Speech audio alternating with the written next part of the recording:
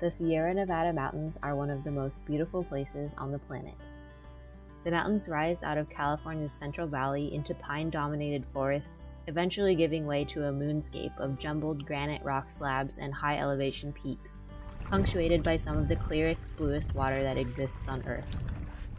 There's no denying that mountain lakes are iconic. But what about all the water that isn't on the map? All across the Sierra landscape, there are thousands of tiny ponds that support an incredible diversity of life and ecosystem function. But we still just don't know much about ponds at all.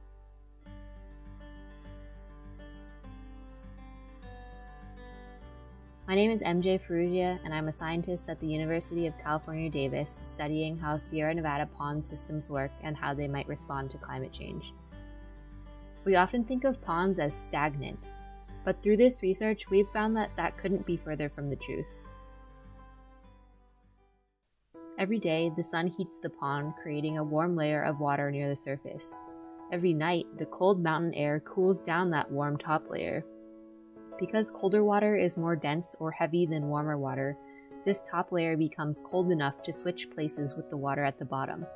This means the water in the entire pond mixes vertically, every single night. Beyond the constant movement of the water column, ponds are full of life. We use oxygen as a way to measure this. Algae and other underwater plants produce oxygen through photosynthesis, and critters that live in the ponds breathe that oxygen in the water.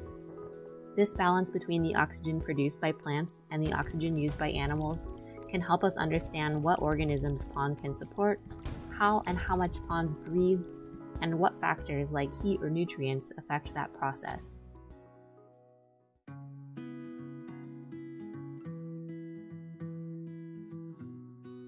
I have spent close to 240 days and hiked well over 1,000 miles doing research in the Sierra backcountry, but I'm still not tired of it. And I've come to find that maybe some of my draw to the mountains is generational.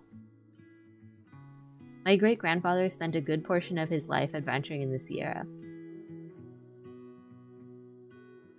Knowing that the Sierra has meant a lot to my family for generations has helped me feel connected to this place and find belonging. As a mixed-race person, I sometimes struggle to feel like I truly belong anywhere.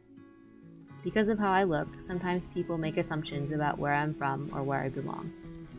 This intimate time spent in the Sierra fulfills my drive to not only answer interesting questions about nature and science, but also ground myself and feel a sense of belonging to a place that means a lot to me and my family. One of my favorite things about studying ponds is being able to spend time in complete awe and admiration of these forgotten puddles. We've actually found that ponds are highly responsive to what's going on around them, making them a great early warning system for how climate change may affect freshwater systems and the species that live in them. Humans have always been and always will be inextricably linked to water. It's the basis of life in one of its most fundamental forms.